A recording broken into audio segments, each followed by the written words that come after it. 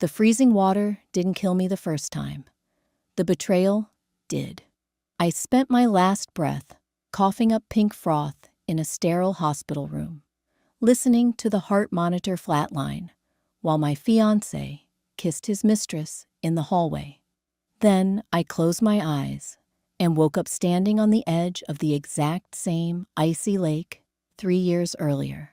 He was pointing at the cracked ice, demanding I prove my loyalty. This time I just smiled, turned my back, and left them out in the cold. The wind coming off Lake Mercer tasted like copper and pine. It bit at my exposed cheeks, stinging with a sharpness I hadn't felt in years. I shouldn't be feeling it. I should be dead. Seconds ago, I was drowning in the fluid of my own ruined lungs. I remembered the harsh fluorescent lights of the ICU.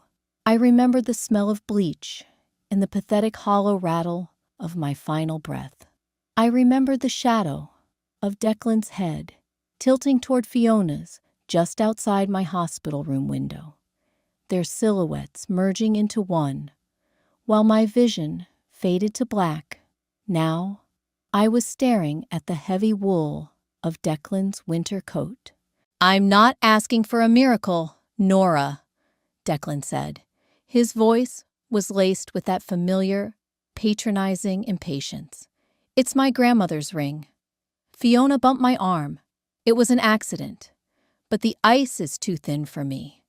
I weigh 200 pounds. You barely weigh 120. If you crawl out on your stomach, the weight distribution will hold." I blinked. The snow crunched beneath my leather boots. My toes were freezing.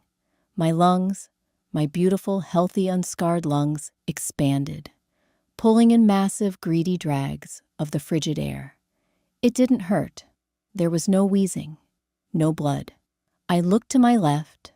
Fiona was huddled in her oversized white faux fur jacket, shivering with theatrical exaggeration. Her wide, doe-like eyes looked at me from beneath a knitted beanie. "I feel just awful, Nora," Fiona whispered, wrapping her arms around herself. "I'm so clumsy. I know how much that ring means to Declan's family. If I wasn't so terrified of the water, I'd go get it myself. In my past life, I believed her. In my past life, I was terrified of losing Declan, terrified that his wealthy, snobbish family would finally have an excuse to cut me out if I lost their precious heirloom. So like a desperate, pathetic fool, I got down on my hands and knees. I crawled onto the groaning black ice. I reached for the silver band resting right near a jagged fracture, and the ice broke. I plunged into water so cold it felt like being crushed in a vice. I was in there for 10 minutes before a park ranger pulled me out. Declan hadn't even gotten his boots wet. The hypothermia triggered severe pneumonia, which permanently scarred my lungs, turning the last 3 years of my life into a breathless, wheezing nightmare. And the punchline, the ring I almost died for, was a cubic zirconia fake. The real heirloom was already tucked securely into the pocket of Fiona's faux fur coat. I only found that out on my deathbed. "Nora, are you deaf?" Declan snapped, stepping closer. He gripped my shoulder. His fingers dug into my collarbone. "It's right there. Just go get it. Stop being so dramatic." I looked down at the ring, resting on the dark, treacherous ice. Then I looked at his hand on my shoulder. "Take your hand off me," I said. My voice sounded strange to my own ears. It wasn't the desperate pleading pitch of the woman I used to be. It was flat, dead. Declan frowned, his handsome face twisting in confusion. "Excuse me." "You heard me." I knocked his hand away. He stumbled back half a step, more from shock than physical force. I turned to look at Fiona. Her fake shivering stopped. "And you, if you feel so awful, go fetch it yourself like a good dog. Or leave it. I don't care." Declan's jaw dropped. Nora, what the hell is wrong with you? That is my grandmother's ring. No, it isn't, I said, zipping up my coat. It's a $20 replica. You bought at a pawn shop on 4th Street to stage this little loyalty test. The real one is in Fiona's right pocket. The color completely drained from Fiona's face. She looked like she had just been slapped. Her hand instinctively twitched toward her right pocket before she stopped herself, her eyes darting to Declan in sheer panic. Declan froze. The authoritative anger melted off his face, replaced by a dumb, slack-jawed stutter. How? What are you talking about, Nora? You're acting crazy. Sick. Crazy. I let out a short, dry laugh. The sound hung in the frozen air. Crazy is expecting your fiancé to risk drowning in a frozen lake for a piece of cheap metal while you stand safely on the shore with the woman you're sleeping with. I didn't scream. I didn't cry. Crying was for people who still had hope. All I had left was a cold, hard knot of disgust sitting heavy in my stomach. I turned my back on them and started walking toward the parking lot. Nora. Declan barked, his voice cracking. He sounded desperate, now the illusion of control slipping. Nora, if you walk away right now, we are done. Do you hear me? We're done. I didn't even look back. I reached into my pocket, pulled out the keys to the Range Rover I had bought for his birthday, and hit the unlock button. We were done the moment I died. I muttered to myself, opening the door. I climbed in, blasted the heat, and drove away, leaving them stranded in the snow. The drive back to the city took 40 minutes. I spent the first 20 in complete silence, gripping the steering wheel so tightly, my knuckles turned white, just feeling the vibrations of the road. I was alive. The heater blasted hot air against my frozen face. I rolled my shoulders. No stiffness, no IV lines pulling at the veins in the back of my hands. I was 26 again. I had my health, my money, and my mind. By the time I hit the city limits, my phone had buzzed 16 times. Declan. I ignored the calls, tossing the phone onto the passenger seat. He was probably stranded. He had ridden out to the lake with me. Fiona had taken an Uber under the guise of meeting us there by coincidence. It was a 15-mile walk back to town, and cell reception out by Lake Mercer was notoriously garbage. Good. Let him walk. Let him freeze. I pulled up to the luxury high-rise apartment we shared in the financial district. I shared. My name was on the lease. My grandfather's trust paid the rent. I took the elevator up to the penthouse. The moment the heavy oak door clicked shut behind me, I moved with military efficiency. I didn't pack everything. I packed what mattered. I grabbed 2 large leather duffel bags from the closet. Into the first went my documents, my jewelry, my laptops, and the hard drives containing the intellectual property for my grandfather's logistics software. Into the second bag went the reality of Declan's life. Declan liked to play the self-made tech entrepreneur. It was a great story for the venture capitalists. The truth was, his entire startup was heavily subsidized by me. I pulled open his desk drawer and took out the ledgers. I took the joint credit cards I had issued him. I logged into my banking app on my phone and systematically transferred every cent of my liquid assets out of our shared accounts and into a private single-signer account. I watched the balance on the joint account drop from $450,000 to $0. My phone rang again. It was the building's concierge. Ms. Hayes, the concierge said politely. Mr. Vance is down here. He says he lost his key fob and needs to be let up. Declan had made it back. He must have finally caught a signal and ordered a car. "Cancel his access, please, Thomas," I said, my voice steady, as I zipped up the second duffel bag.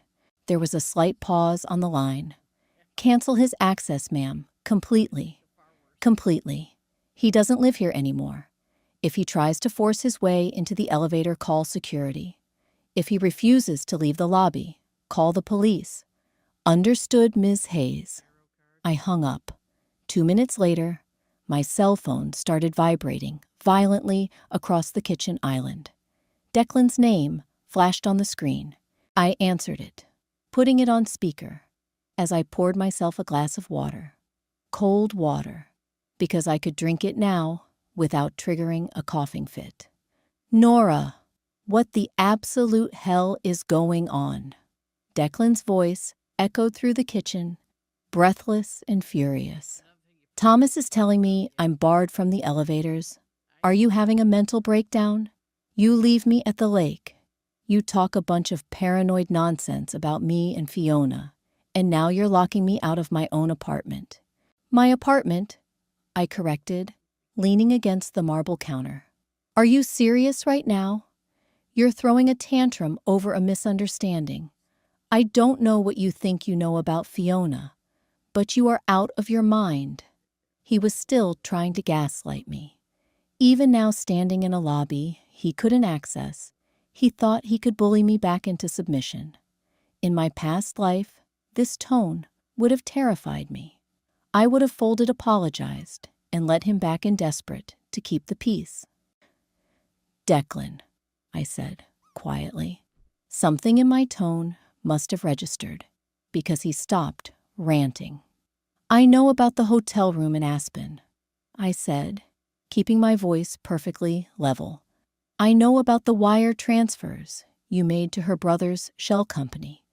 I know about the apartment you're renting for her in the Pearl District, using the corporate card I co-signed."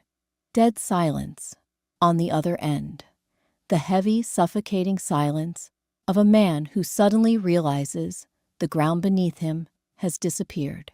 "Nora," he started, his voice dropping an octave, the anger instantly replaced by panic. "Nora, baby, listen to me. Someone is feeding you lies. Let me come up. Let's talk about this face to face. Your corporate card is declined." I continued, ignoring him. "The joint accounts are frozen. The lease on this apartment is being terminated tomorrow.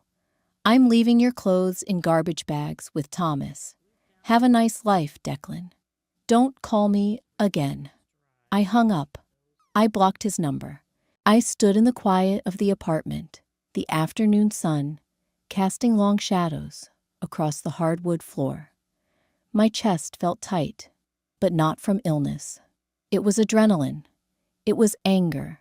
It was the intoxicating, terrifying freedom of being dead and coming back to life. By Monday morning, the narrative had already been spun. Declan was nothing if not a master of public relations. He spent the weekend crashing on his friend's sofa, frantically doing damage control, before I could get my side of the story out. By the time I walked into the sleek, glass-walled conference room at Hayes Logistics, the whispers had already started. Nora Hayes had lost her mind. Nora Hayes was having a paranoid breakdown. Nora Hayes had abandoned her loving fiancé in the freezing cold over a delusion. I didn't care. Let them talk. Gossip doesn't pay the bills. I sat at the head of the long mahogany table, nursing a black coffee. Today was the quarterly review for the tech incubator my grandfather's company sponsored. Declan's startup, Apex Solutions, was the crown jewel of that incubator. He was scheduled to pitch for his Series B funding at 10 a.m. At 9:55 a.m., the double doors swung open. Declan walked in wearing a sharp navy suit.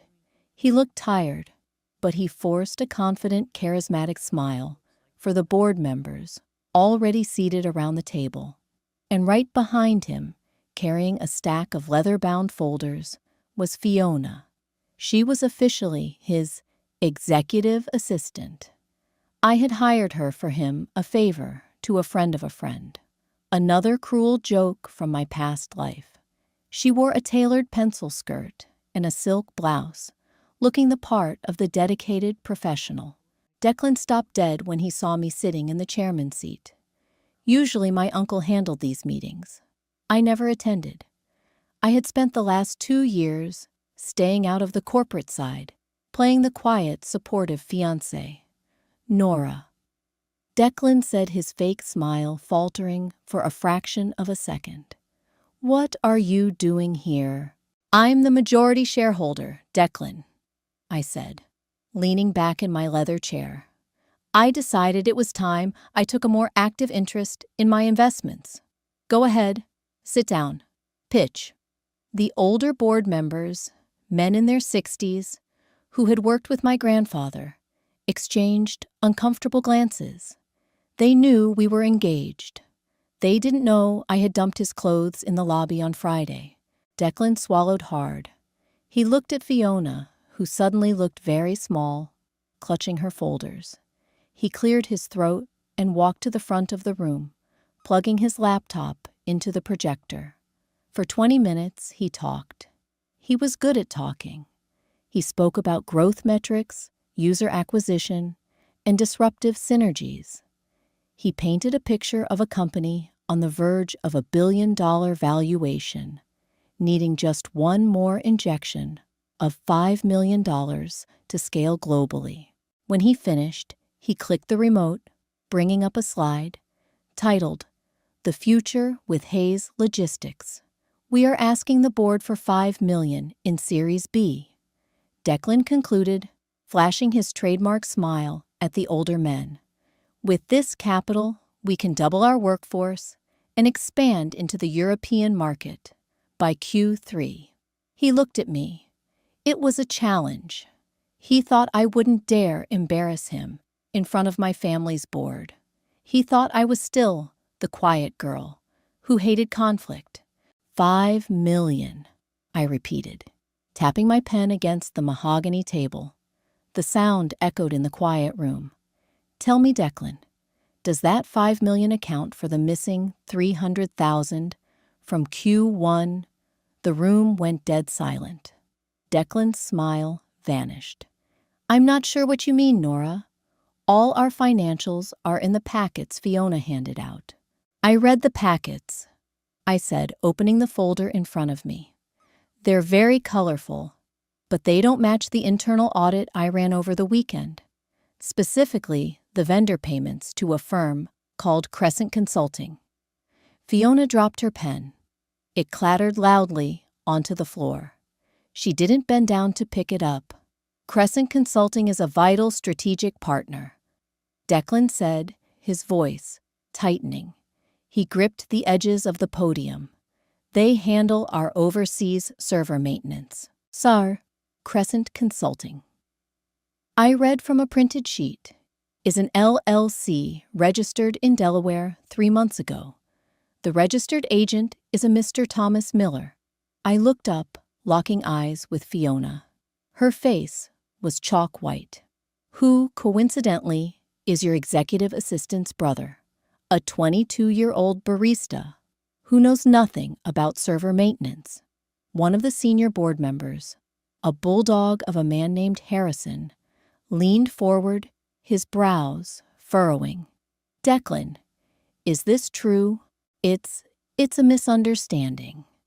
Declan stammered, sweat breaking out on his forehead.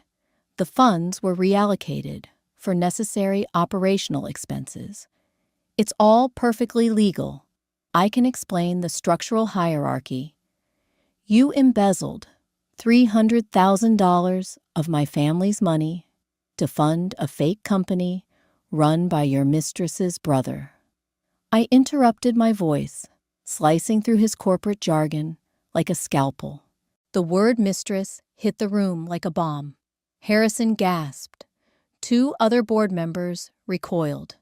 Nora, that is slander, Declan shouted, slamming his hand on the podium. His face was flushed red with panic and rage. "You can't just come in here and make these insane accusations because we had a fight." "It's not an accusation. It's a paper trail," I said, sliding a stack of bank statements down the table toward Harrison. "I froze the corporate cards on Friday. I spent Saturday with forensic accountants. Not only is Hayes Logistics declining the Series B funding, but we are officially pulling our initial seed investment." "You can't do that," Declan yelled, stepping away from the podium. "We have a contract. Check Section 4, Clause B," I said coldly. "Breach of fiduciary duty, resulting in gross financial misconduct, allows the primary investor to dissolve the partnership and liquidate assets to recoup losses. As of right now, Apex Solutions doesn't exist. You have no money. You have no servers. And by the time my lawyers are done with you, you won't even have the suit you're wearing." I stood up. I didn't look at Declan anymore. I looked at Fiona. She was staring at Declan in absolute horror, realizing that the golden goose was dead. "You should probably start looking for a new job, Fiona," I said quietly, though I wouldn't use Declan as a reference. I walked out of the conference room, leaving them to the wolves. For the first time in 3 years, I took a deep breath, and the air tasted sweet. The executive elevator dropped 30 floors in absolute silence. I watched the digital display tick down the polished steel doors, reflecting a woman I barely recognized. My posture was straight. My shoulders were down. I wasn't shrinking into my coat to take up less space. When the doors chimed and slid open to the subterranean parking garage, the damp smell of concrete and exhaust hit me. It was a familiar smell, but today it felt sharp, real. "Nora," the voice echoed sharply off the low concrete ceiling. I didn't flinch. I kept walking toward my reserved space, the heels of my boots clicking a steady rhythm on the pavement. Declan stepped out from behind a concrete pillar, blocking the path to my car. His suit jacket was unbuttoned, his tie wrenched sideways. The polished, charismatic tech bro from the boardroom was gone. In his place stood a man whose entire manufactured reality was currently burning to ash. "Move, Declan," I said. "No." He planted his feet, holding his hands up, as if trying to calm a spooked animal. The condescension was back fighting a losing battle against his panic. "You are not walking away from this. You are going to go back upstairs. You are going to tell the board that you made a mistake, and you are going to unfreeze those accounts." "Or what?" I stopped, 3 feet away from him. I didn't reach for my keys. I just looked at him. "Or I'll ruin you," he hissed, dropping the placating hands. His fists clenched at his sides. "Do you think I don't have leverage? You think you can just snap your fingers and erase 3 years of my life? I built Apex. Me. You just signed the checks. And then you forged my signature to write checks to your girlfriend's brother." I replied, "That's called felony fraud, Declan. It carries a mandatory minimum in this state. If I were you, I'd be less worried about ruining me, and more worried about finding a defense attorney who accepts payment in cubic zirconia." His face flushed a dark, ugly red. The vein in his forehead bulged. For a split second, I saw the violence in him. It was the same latent, simmering violence that had allowed him to watch me crawl onto black ice just a few days ago. In my past life, that look would have sent me into a spiral of apologies. He took a sudden, aggressive step forward. I didn't back up. I didn't blink. I reached into my coat pocket and pulled out my phone. The screen, already lit up with an active call. "See, security," I said clearly into the receiver. Mr. Vance has bypassed the lobby and is currently harassing me in the executive garage, level B. Send a detail down immediately. Declan froze, his eyes darting to the phone, the bravado shattered. You're a psycho. He spat his voice, dropping to a harsh whisper. You're actually insane. This is about Fiona, isn't it? You're destroying my company because you're jealous. You're a pathetic, bitter trust fund brat who can't handle the fact that I don't love you. I don't care who you love. I said, my voice completely devoid of emotion. And it was true. The realization settled in my chest like a heavy, solid stone. I care that you stole from my family. I care that you thought I was stupid enough to let you get away with it. The sound of heavy boots echoing down the ramp signaled the arrival of building security. 2 large men in uniform rounded the corner, their radios crackling. Ms. Hayes, the lead guard, said, placing a heavy hand on his duty belt. Is there a problem here? No problem, Davis, I said, stepping around Declan and pressing the unlock button on my fob. Mr. Vance was just leaving. Escort him off the property. If he sets foot within 50 yards of this building, again, call the police and press trespassing charges. I opened my car door. I didn't look back as Davis gripped Declan by the bicep. You're going to regret this. Nora? Declan yelled, his voice cracking as the guards physically turned him away. You hear me. You're going to pay for this. I shut the door, cutting off his voice. The leather seat was cold. I started the engine, gripping the steering wheel. My hands were perfectly steady. As I drove up the ramp and merged into the gray afternoon traffic, my phone vibrated in the cup holder.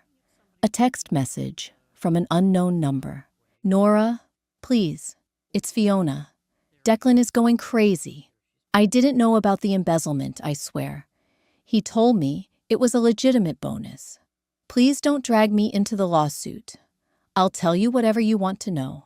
I read the message at a red light. I let out a dry, humorless breath. The rats were already turning on each other. I deleted the text and blocked the number. Rain lashed against the floor-to-ceiling windows of Gideon Shaw's office. Gideon was my grandfather's lawyer, a ruthless, pragmatic man in his late 50s who viewed litigation not as a profession, but as a blood sport. They filed a countersuit this morning. Gideon said, not looking up from the thick manila folder on his desk. He adjusted his reading glasses. Breach of verbal contract, wrongful termination, and intentional infliction of emotional distress. He's asking for $10 million in damages. I took a sip of the black tea his paralegal had poured me. It was bitter. Does he have a case? He has a prayer. Gideon snorted, tossing the document onto his desk. And a very cheap lawyer. They're arguing that the $300,000 you transferred out of the joint accounts over the weekend was a co-mingled asset. He claims the funds funneled to Crescent Consulting were approved verbally by you during a private dinner 6 months ago. I was in Tokyo 6 months ago. I know. Gideon finally looked up, a sharp, predatory smile playing on his lips. Which is why I already submitted your passport stamps and flight manifests in our motion to dismiss. He's grasping at straws, Nora. But desperate men do stupid things. We need to be prepared for this to get ugly. I set my teacup down. The porcelain clinked sharply against the saucer. I want it ugly, Gideon. I don't want a settlement. I don't want a quiet NDA. I want him dismantled. Gideon leaned back in his leather chair, steepling his fingers. He studied me for a long moment. Your grandfather used to get that exact look in his eye when someone tried to short his stock. You've changed, Nora. Last week, You were calling me to draft a prenup that gave him half your trust. I woke up, I said, simply. It was the truest thing I could say. Good. Gideon opened another folder, because the forensic accountants found something else. The embezzlement to his mistress's brother is just the surface. He's been using Apex Solutions hardware servers you paid for to host unregulated offshore gambling sites. He's been skimming the transaction fees. The breath caught in my throat. I stared at Gideon. Gambling sites? Highly illegal ones. Gideon confirmed, sliding a spreadsheet across the desk. Based out of Macau. If the feds look into Apex, they won't just hit him with fraud. They'll hit him with money laundering. That carries federal prison time. I looked down at the rows of IP addresses and transaction logs. In my past life, I had died over a fake ring on a frozen lake, blind to the fact that the man I loved was operating a criminal enterprise out of our guest bedroom. The sheer scale of his deception made me nauseous. Does he know we know? I asked, my voice tight. Not yet, Gideon said. I recommend we hand this specific file over to the FBI anonymously. Let them execute a raid. It removes you from the blast radius and guarantees he never works in tech again. No, I shook my head, my mind racing. Not anonymously. If we do it anonymously, he'll spin a narrative. He'll claim he was hacked. He'll play the victim to the press, say a rival framed him. I want my name on the tip. I want Hayes Logistics to officially distance itself and burn him to the ground in broad daylight. Gideon's eyebrows raised. That will drag your company's name into the headlines. Hayes Logistics funds illegal gambling ring. The PR will be a nightmare for a quarter or two. We'll survive, I said, thinking of the sterile hospital room, the sound of the flatline. If we hide, we look complicit. If we strike first, we look like responsible corporate citizens cleaning house. Draft the brief. Send it to the district attorney and the FBI by 5 o'clock today. Gideon smiled. It was a terrifying expression. Consider it done. When I left Gideon's office, the rain had stopped leaving. The city streets slick and reflective. I walked the 4 blocks back to my apartment. My phone buzzed in my pocket. I checked the screen. It was a notification from LinkedIn. Declan had just published a long-form post. I stopped on the sidewalk and read it. It was a masterclass in manipulation. He didn't mention the fraud. He didn't mention Fiona. Instead, he wrote a sprawling emotional essay about toxic corporate culture and investors who leverage personal relationships to crush visionary founders. He painted himself as a martyr, ousted from his own company by a vindictive, unstable heiress who couldn't handle the pressure of innovation. The post already had 4,000 likes. Dozens of comments from other tech founders were pouring in, offering him support, calling me a parasite. I locked my phone and slipped it back into my pocket. Let them like his post. By Friday, the FBI would be kicking down his door. The annual Hayes Logistics Winter Gala was a mandatory affair. Held at the St. Regis, it was a gaudy, ostentatious display of wealth, disguised as a charity fundraiser for clean water initiatives. In my past life, I had dreaded this night. I used to hide in the corners, agonizing over my dress, terrified of saying the wrong thing to the wrong senator, while Declan worked the room, soaking up the attention. Tonight, I wore a backless emerald green silk gown that moved like liquid glass. I wore my grandfather's vintage Cartier necklace. I didn't hide. I stood by the grand staircase, a glass of sparkling water in hand, greeting every board member, politician, and rival CEO who walked through the doors. The ballroom was a sea of black tuxedos and glittering jewelry. Giant ice sculptures of ships and globes anchored the buffet tables. The irony wasn't lost on me. I stared at the carved ice, remembering the cracking sound of Lake Mercer. "You look stunning, Nora." I turned. Harrison, the Bulldog board member from the Monday meeting, stood there with a crystal tumbler of scotch. "Thank you, Harrison," I said. He took a sip, his eyes scanning the crowd. "The board is nervous.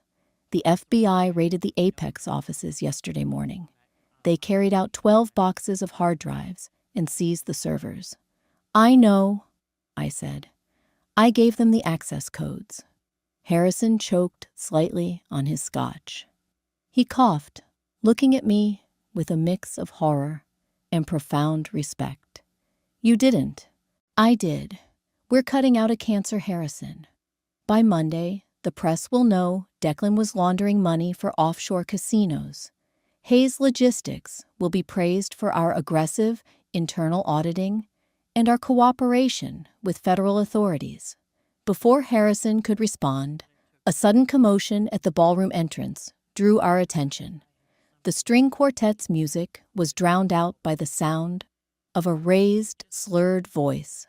Declan. He had bypassed security, likely using a connection from one of his sympathetic tech bro friends who had an invitation. He looked awful. His suit was wrinkled, his hair was unkempt, and he smelled strongly of stale whiskey, even from 20 feet away. The crowd parted around him like water around a rock. People stared, murmuring behind their hands. He locked eyes with me across the room. He didn't look angry anymore. He looked unhinged. "Nora," he shouted, his voice echoing over the high, vaulted ceiling. I didn't move. I handed my water glass to a passing waiter. Harrison stepped forward instinctively, trying to shield me, but I put a hand on his arm, stopping him. "Let him come," I said quietly.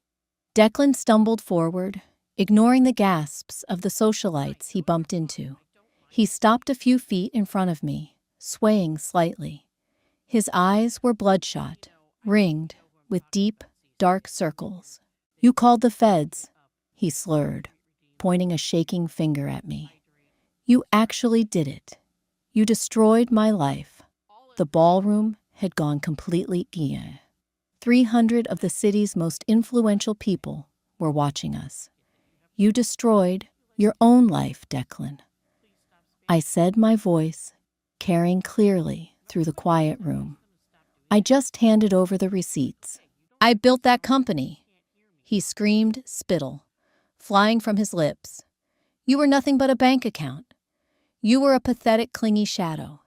And I tolerated you. I tolerated your boring, suffocating presence because I needed the capital.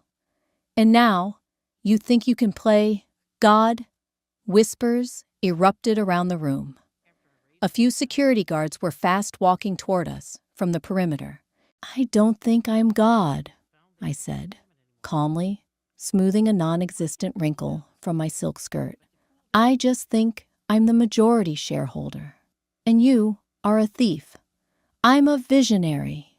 He roared, lunging forward. He never made it to me.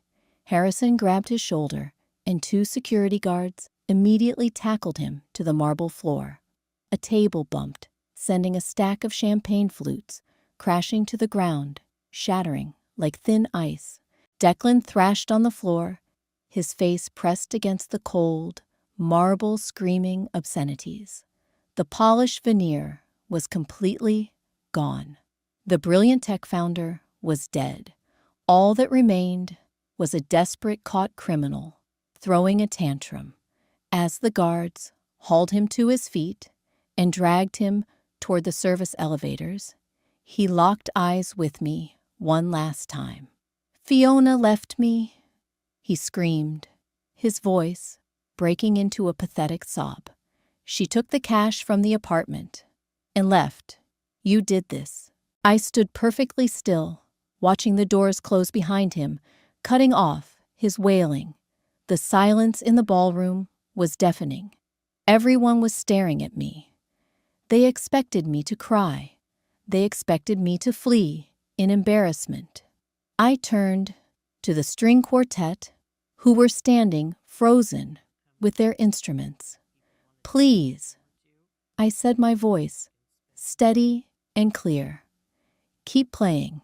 I turned back to Harrison, who was staring at me as if he were seeing me for the very first time. I offered him a polite, perfectly practiced smile. "Now," I said, as the first tentative notes of a cello filled the room again. Where were we discussing the Q3 expansion? The federal building downtown smelled like stale coffee and floor wax. It was a sterile, uncompromising scent, completely devoid of the perfume and expensive scotch that had saturated the gala just 3 days prior. I sat in a hard plastic chair in an interrogation room, watching a digital clock on the wall blink in red, blocky numbers. 10:14 a.m. Agent Brooks sat across from me. He was a man in his late 40s, with tired eyes, and a tie that looked like it hadn't been unknotted since the late 90s. He slid a thick manila envelope across the metal table. "We appreciate your cooperation, Ms. Hayes," Brooks said. His voice was a low, gravelly monotone that suggested he had spent decades sifting through the wreckage of other people's bad decisions. "The financial records your legal team provided were comprehensive, to say the least. I assume you found the Macau accounts," I said, not touching the envelope. "We found the Macau accounts. We found the cryptocurrency ledgers. We even found the burner phones he was keeping in a lockbox at a private storage facility under a pseudonym." Brooks leaned back, crossing his arms over his chest. Declan wasn't just skimming off his company's servers. He was acting as a primary laundering node for a mid-sized sports betting syndicate operating out of Southeast Asia. He was moving nearly $2 million a month. I felt a cold prickle at the base of my neck. $2 million a month. While he was sleeping next to me, complaining about the cost of our grocery bills, he was moving millions in illicit funds. In my past life, if I hadn't died on that ice, what would have happened? Would the FBI have raided our apartment? Would I have been dragged out in handcuffs, an unwitting accomplice to a federal crime? The realization didn't make me angry. It made me incredibly, profoundly tired. "Has he confessed?" I asked. Brooks let out a dry, humorless exhale. "Oh, he's talking. He hasn't stopped talking since we picked him up from the precinct, after his little stunt at your gala. But he isn't confessing. He's deflecting." Brooks reached over and tapped a button on a small audio recorder, resting near the edge of the table. Static crackled, followed by the sound of a throat clearing. Then Declan's voice filled the small room. "You don't understand. You have to look at her accounts. Nora set this up. She's the majority shareholder. She controls the board. She funded the servers. She found out I was leaving her for someone else, and she fabricated this entire paper trail to frame me. She's a vindictive, psychotic bitch. Check her trust fund. Check her grandfather's ties to overseas shipping. She's the one you want, not me." Brooks clicked the recorder off. The silence that followed was heavy. "He's terrified," I observed quietly. "He's looking at 20 years minimum, Miss Hayes. Desperation makes liars out of most men." Brooks studied my face carefully, looking for a crack, a flinch, any sign of guilt or lingering affection. "But here's the thing. We did check your accounts. We ran a full audit on Hayes Logistics, dating back 5 years. Your grandfather ran a tight ship. And your personal accounts are spotless. The only anomaly is the $300,000 you pulled back last Friday, which was my money to begin with," I reminded him. Which was your money? Brooks agreed with a nod. Declan's defense attorney is trying to argue that because you co-signed the corporate card, you are liable for the transactions made to his mistress's brother. But the digital footprint on the approvals traces back to his IP address, his laptop, and his private login credentials. He forged your digital signature. I looked at the metal table, tracing a scratch in the surface with my fingernail. What happens now? Now we build the indictment. He's being held without bail as a flight risk. The syndicate he was working for isn't known for their forgiving nature when a node gets compromised. Frankly, he's safer in federal custody. Brooks leaned forward, resting his elbows on the table. But there is one loose end, Ms. Hayes. And I think you know what it is. Fiona. Brooks nodded. Fiona Miller. She was listed as an executive assistant, but our tech guys found a series of encrypted emails between her and the Macau contacts. She wasn't just a mistress. She was the liaison. She facilitated the communication between Declan and the syndicate. And right now, she's a ghost. I thought of the panicked text message she had sent me after I fired Declan in the garage. I didn't know about the embezzlement, I swear. A lie. Another pathetic, transparent lie. She knew everything. She was likely the one who introduced him to the operation. She emptied Declan's personal accounts before she vanished. Brooks continued. Took roughly $40,000 in cash, abandoned her apartment, and dropped off the grid. If she crosses an international border, getting her back will be a jurisdictional nightmare. She won't cross an international border, I said, my voice flat. Brooks raised an eyebrow. You sound very sure of that. Fiona likes comfort. She likes luxury. She doesn't have the stomach to flee to a non-extradition country and live out of a backpack. I stood up, smoothing the wrinkles from my wool trousers. She'll try to hide in plain sight. Probably a mid-tier domestic city, where she thinks she can lay low until she figures out how to access the offshore crypto wallets.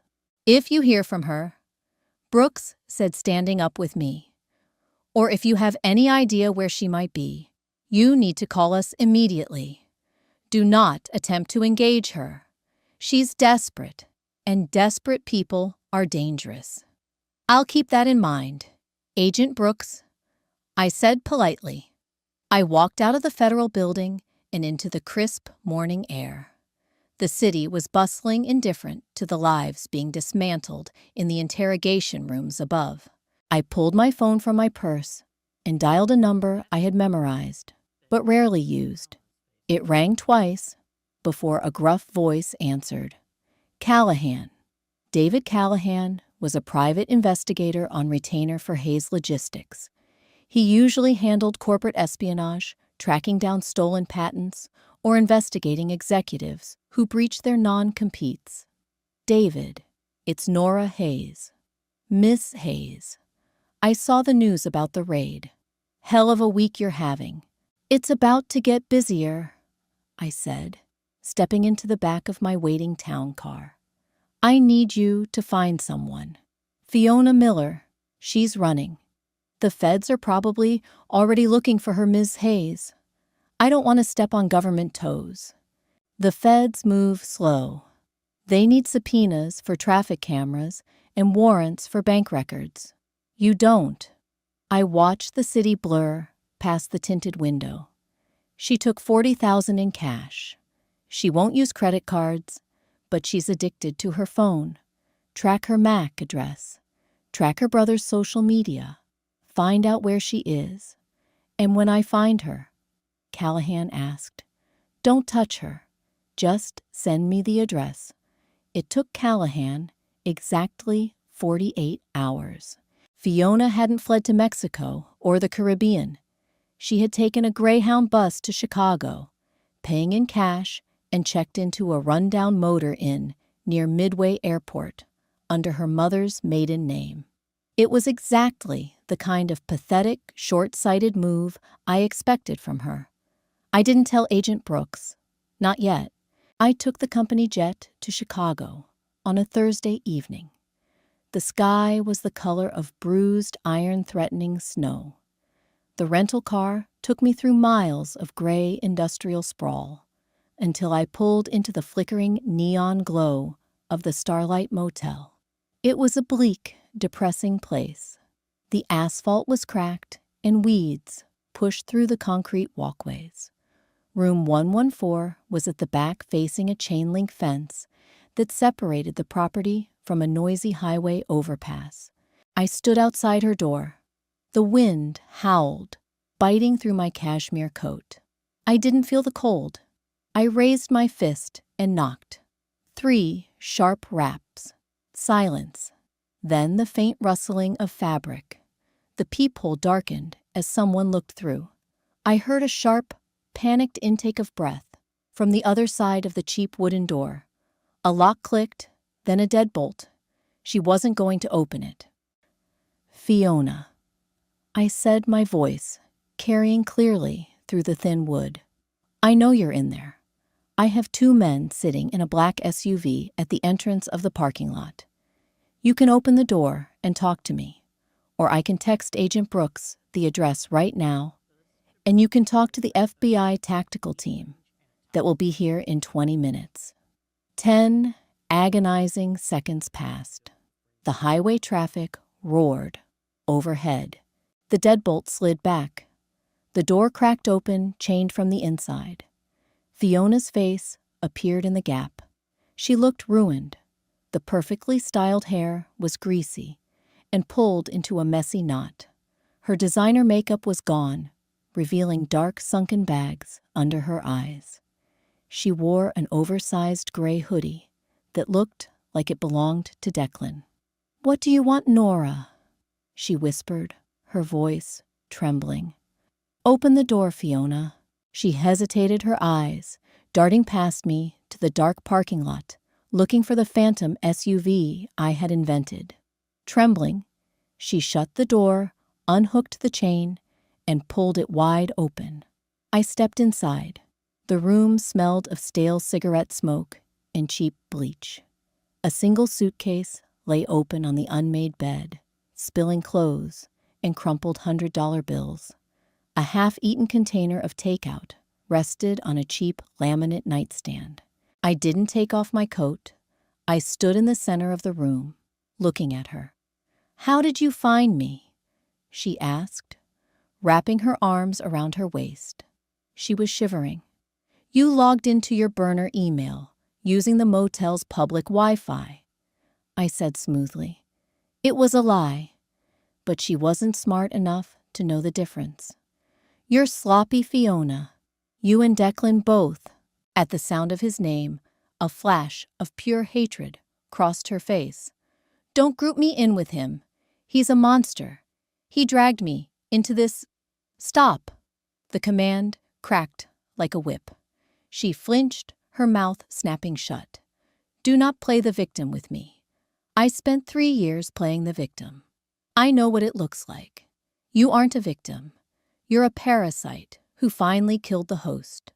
Fiona's eyes welled with tears. The doe-eyed routine. The same routine she used on the edge of the icy lake. "Nora, please," she begged, taking a step toward me. I didn't know how deep he was in. He told me it was just a few servers. He told me he was moving money for a legitimate venture capitalist in Hong Kong. By the time I realized it was a syndicate, they threatened my brother. They said if I didn't keep passing the messages, they would kill Thomas. "Is that why you slept with my fiancé?" I asked. My voice was dangerously quiet. "Did the syndicate force you into a hotel room in Aspen? Did they force you to stand on the shore of Lake Mercer and watch him try to send me onto black ice for a fake ring?" Fiona froze. The tears stopped falling.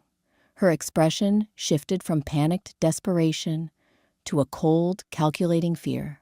She realized in that moment that I wasn't here about the money. You knew, she breathed, her eyes widening. You knew about the ring. I knew about all of it, I said. I know that while I was crawling onto that ice, you were standing there with the real ring in your pocket, waiting for me to fall in so you could have a laugh about the pathetic, desperate heiress. He told me to, she cried, her voice rising to a hysterical pitch. He said he wanted to prove to me how pathetic you were. He said you would do anything he asked because you were weak. The words should have hurt. In a different life, they would have shattered me. Now, they just felt like an echo in an empty room. He was right, I said softly. I was weak, but I'm not anymore. I walked over to the bed. I looked down at the open suitcase, at the stacks of cash she had drained from Declan's accounts. You have $40,000 here, I said. The federal government is going to seize it as evidence of criminal proceeds. You have a burner phone with Macau contacts on it. The syndicate knows Declan was arrested. They know you're running. How long do you think it will take before they find this motel? Fiona let out a choked sob, sinking to her knees on the stained carpet. Please, Nora, please don't call the FBI. Just let me take the money and go. I swear you will never see me again. I'll disappear. I looked down at her. This was the woman who had smiled at me in the hospital, pretending to cry while my lungs failed. This was the woman who kissed the man I loved while I was suffocating on my own blood. I reached into my pocket and pulled out my phone. I'm not going to call the FBI, Fiona, I said, dialing a number and putting it on speaker. She looked up, a glimmer of hope breaking through her terror. You won't? No, I replied as the line connected. Agent Brooks, it's Nora Hayes. Fiona screamed. She lunged forward, trying to grab the phone from my hand. I stepped back smoothly, letting her crash onto the floor. Ms. Hayes. Brooks' gruff voice came through the speaker. Tell me you have something. I do. I'm standing in room 114 of the Starlight Motel near Midway Airport in Chicago. Fiona Miller is here. She has a suitcase full of stolen cash and the burner phones you're looking for. Do not let her leave. Brooks barked, his voice suddenly sharp. I'm routing this to the Chicago field office right now. We'll have units there in 10 minutes. Step out of the room, Miss Hayes. Secure the door from the outside. I will. Thank you, Agent. I hung up.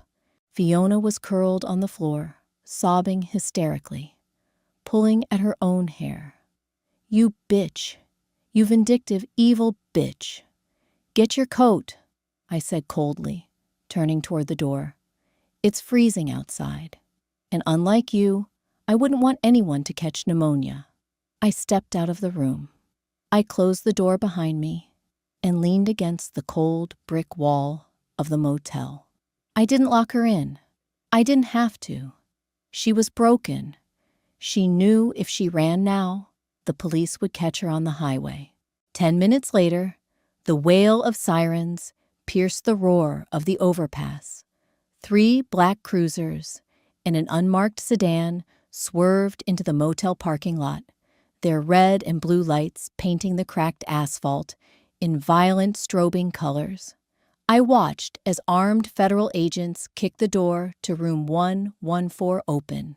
I watched them drag Fiona out in handcuffs, her face stained with tears, screaming my name. I watched them load her into the back of a cruiser like an animal. I didn't feel joy. I didn't feel triumphant. I just felt clean. The rot was finally gone. Spring came to the city slowly, a gradual softening of the brutal winter cold. The snow turned to slush, then to rain, and finally to bright, crisp mornings, where the sun actually felt warm against the skin. A lot can change in 6 months. Hayes Logistics didn't just survive the scandal. We capitalized on it. The narrative the PR firm spun was flawless an established legacy company, rooting out bad actors and modernizing its oversight. The board, terrified of my ruthless efficiency, after seeing me dismantle my own fiancé, gave me unilateral control over the tech incubator. I fired the dead weight, promoted the engineers who actually did the work, and doubled our profit margins by Q2. And Declan, his sentencing hearing was on a Tuesday in early May. I sat in the back row of the federal courtroom. The room was packed with reporters, investors he had defrauded, and curious onlookers. He sat at the defense table wearing a cheap, ill-fitting gray suit, provided by his public defender. All his assets had been frozen or seized to pay restitution. When the judge asked him to stand, he looked like a hollow shell of a man. The arrogant posture was gone. His hair was thinning his skin, a sickly, pale color, from months in county lockup. He didn't look at the gallery. He just stared at the wooden table. Declan Vance, the judge's voice, boomed over the microphone. You have been found guilty on 2 counts of wire fraud, 1 count of conspiracy to commit money laundering, and 1 count of operating an unlicensed money-transmitting business. The scope of your deception was vast, and your lack of remorse during these proceedings has been noted. The judge paused, shuffling a stack of papers. I sentence you to a term of 180 months in federal prison without the possibility of early parole. 15 years. A collective gasp rippled through the courtroom. Declan's knees buckled. His public defender had to catch him by the arm to keep him from collapsing completely. The bailiffs moved in immediately, clamping handcuffs onto his wrists. As they turned him around to lead him toward the holding cells, his eyes scanned the crowd and found me in the back row. He stopped. The bailiff tugged his arm, but he resisted for a fraction of a second, just long enough to stare at me. There was no hatred left in his eyes. There was only a profound, bottomless despair.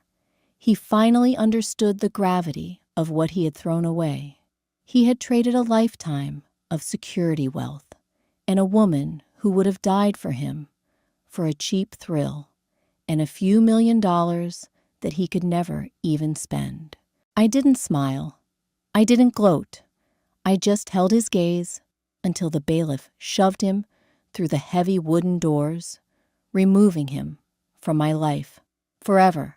I walked out of the courthouse and into the bright May sunlight. My phone buzzed. It was a message from Gideon Shaw, my lawyer. Sentencing confirmed. The chapter is closed. Nora, drink something expensive tonight.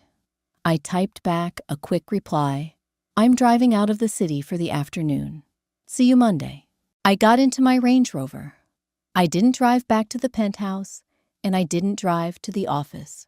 I merged onto the highway, heading north. 40 minutes later, I parked on the gravel shoulder of a familiar dirt road, Lake Mercer. I stepped out of the car. The air smelled of damp earth and blooming pine.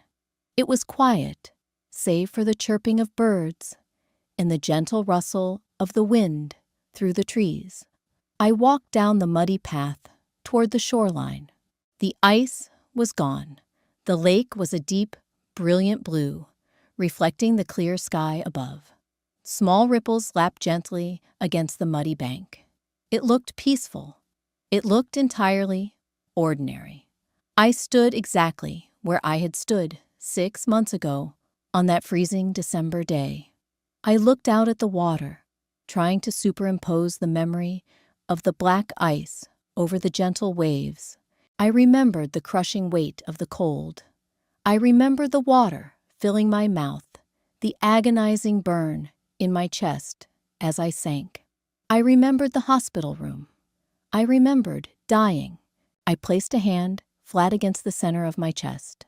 Beneath my cashmere sweater, I could feel the steady, rhythmic thumping of my heart. I took a breath. A deep, massive, unhindered breath. The air filled my lungs perfectly, expanding my ribs, feeding oxygen to every cell in my body. There was no wheeze. There was no pain. I was alive. The anger that had propelled me for the last 6 months, the burning need for vengeance, the icy detachment suddenly evaporated. It left me drifting out over the water like morning fog, burning off in the sun. I didn't need it anymore. Declan was in a cage. Fiona was awaiting trial in a federal detention center. The timeline had been righted. The karma had been delivered. I closed my eyes and let the warm spring wind wash over my face. I stood there for a long time, just listening to the water. When I finally opened my eyes, I didn't look back at the lake. I turned around, walked back up the hill to my car, and drove back toward the city. My life wasn't a second chance anymore. It was just my life. And for the first time since I woke up on the edge of the ice, I was finally ready to live it. Nora's second chance didn't just save her life. It dismantled the parasites who tried to end it. Declan traded a tech empire for a 15-year prison sentence, while Fiona learned the hard way that you can't outrun federal agents. But the absolute sweetest revenge wasn't the arrests or the seized assets, it was Nora standing by that lake, finally breathing free. Sometimes the only way to genuinely heal is to burn the rot to the ground. If this story of brutal, calculated karma satisfied your soul, hit that like button, share it with a friend, and subscribe to the channel for more gripping, unapologetic stories.